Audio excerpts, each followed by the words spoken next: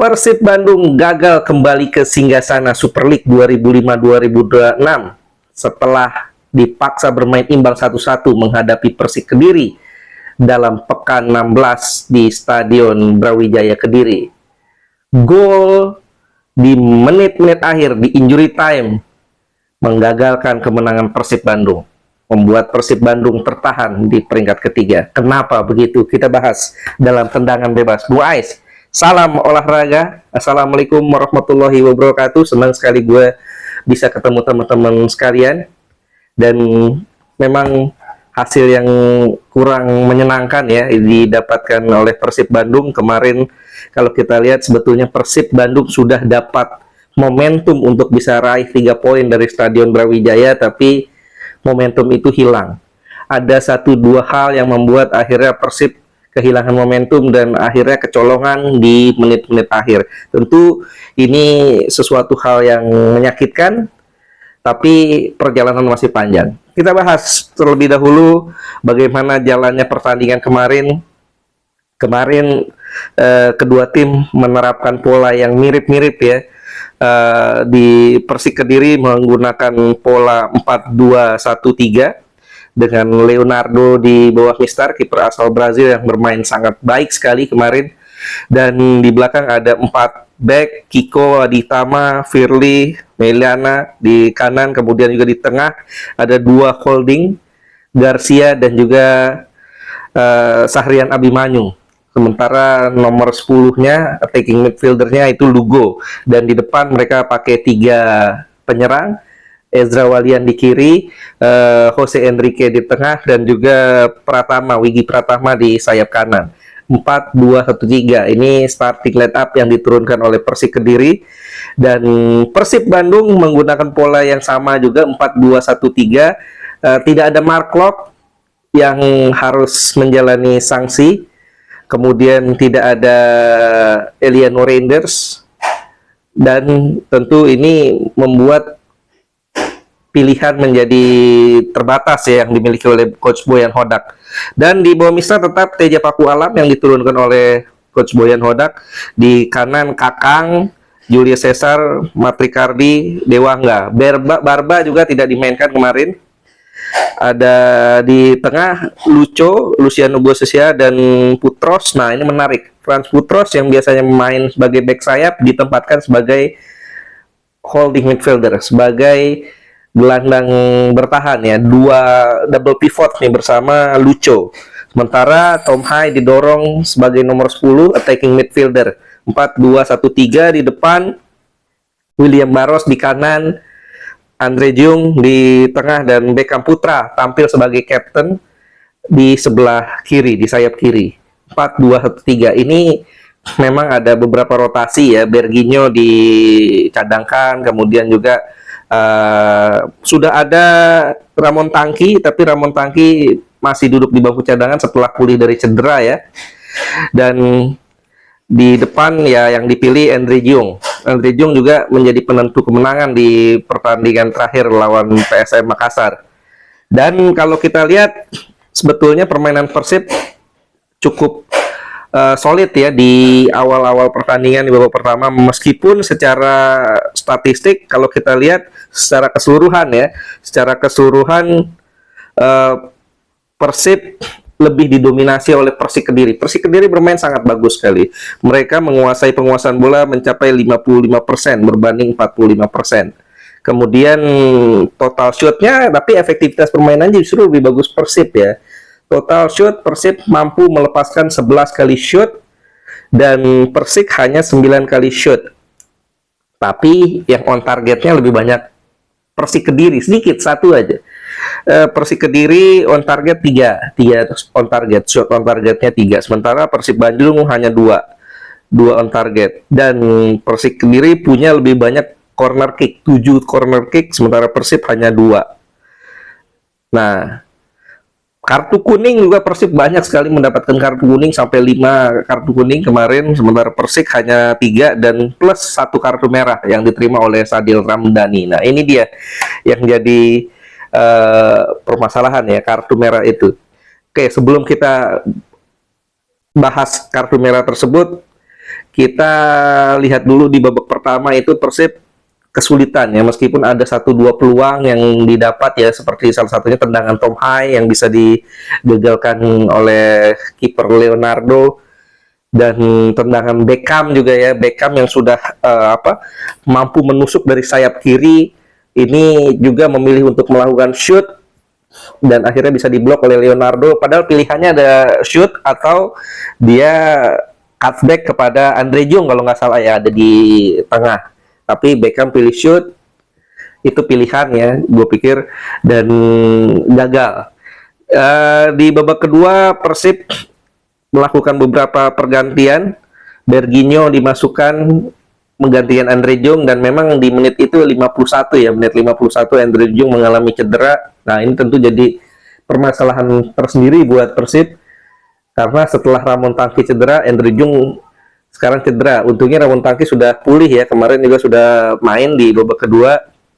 Tapi menariknya dengan Ramon Tangki dengan Andre Jong cedera kemarin di menit 51, yang dimasukkan bukan Ramon Tangki, padahal ada Ramon Tangki. Yang dimasukkan adalah Berginho.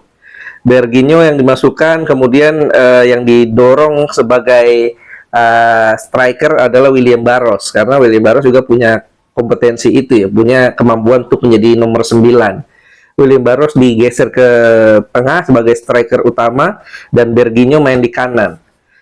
Kemudian di menit 64 juga ada pergantian lagi, Beckham Putra ditarik, Sadil Ramdhani dimainkan, dan ada Adam Alis juga berbarengan dengan itu ya, Adam Alis masuk menggantikan Kakang Rodianto.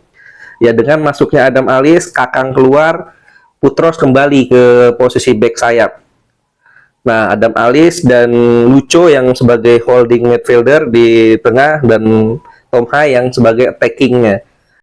Ya, perubahan tadi membuat Persib jadi lebih hidup, permainannya lebih agresif, dan pada akhirnya Persib mampu menciptakan beberapa peluang, seperti peluang yang dilakukan oleh Julio Cesar.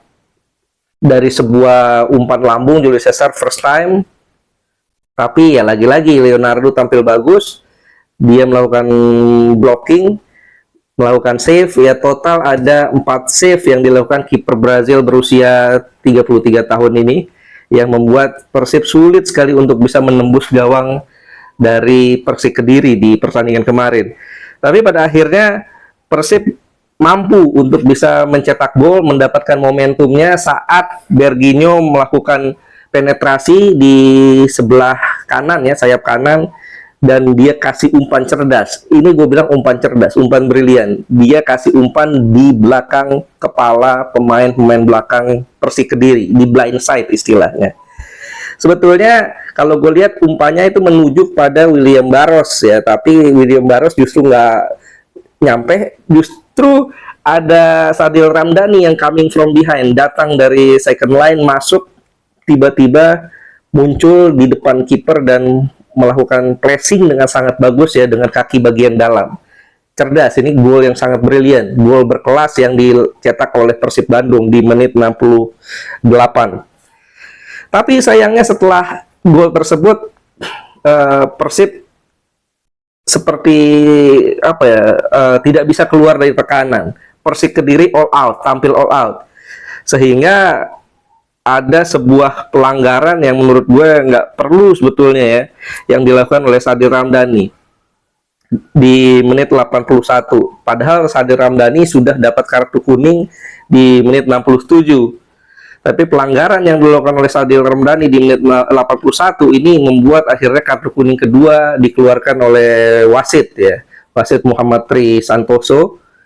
Dan gue pikir ini sebuah keputusan yang wajar karena pelanggarannya cukup keras dilakukan oleh Sadil Ramdhani. Dan gue pikir ini sebuah kesalahan fatal yang dilakukan Sadil setelah dia bikin gol menit 68, menit 81 dia di kartu merah, dapat kartu kuning kedua. Dengan kartu kuning kedua ini membuat Persib Bandung timpang ya, memang bisa dikatakan demikian. Ada perubahan yang dilakukan oleh Coach Boyan Hodak ya, direspon dengan cepat oleh Coach Boyan Hodak. Tom Hai yang sudah kelelahan diganti, ditarik keluar, masuk Ramon Tangki. Kemudian Luciano Gosesea juga ditarik keluar di menit 84 digantikan Robbie Darwish. Nah, tapi tetap saja bermain 10 pemain di kondisi yang sudah lelah tidak mudah ya, apalagi main away, main di kandang Persik Kediri di Stadion Brawijaya yang memang sulit untuk ditaklukkan. Ya, faktanya Persik Kediri ini dari 7 kali mereka main di Stadion Brawijaya di musim ini di Super League, mereka hanya sekali kalah ya di kandang saat mereka menjamu Madura United di bulan Agustus lalu, 16 Agustus. Sisanya mereka kalau nggak menang ya seri. Ini memang membuat mereka cukup solid ya kalau main di kandang. Bahkan Malut United pun harus bertekuk lutut di kandang Persik Kediri. Sulit. Mereka sulit sekali untuk ditaklukkan di Stadion Brawijaya. Dan itu sudah mereka tunjukkan lagi kemarin. Mereka tampil luar biasa dan akhirnya mereka memaksa Persib bermain imbang 1-1 karena gol Muhammad Firly di menit-menit akhir ya, di injury time ya. Muhammad Firly cetak gol di menit 90 plus 5 saat pertandingan akan dihentikan ya. Ini tentu menjadi sebuah hal yang tidak enak buat Persib tentu saja, karena saat sudah ada 3 poin di tangan harus lenyap. Tapi ya inilah sepak bola. Jangan berhenti sebelum wasit tiup peluit. Ya, dengan kekalahan ini Persib gagal kembali ke puncak klasmen. Bahkan Persib sekarang ada di peringkat ketiga dengan poin 35.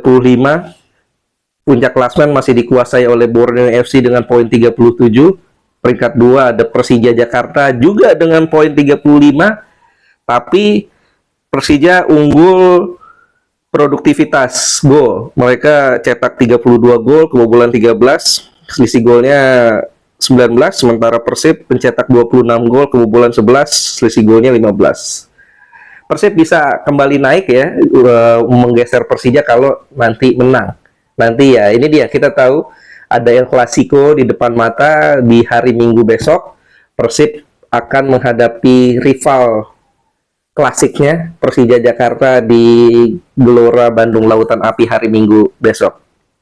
Ya, kita doakan saja Persib bisa meraih poin maksimal untuk bisa kembali menjaga momentum berpacu menuju hat-trick juara.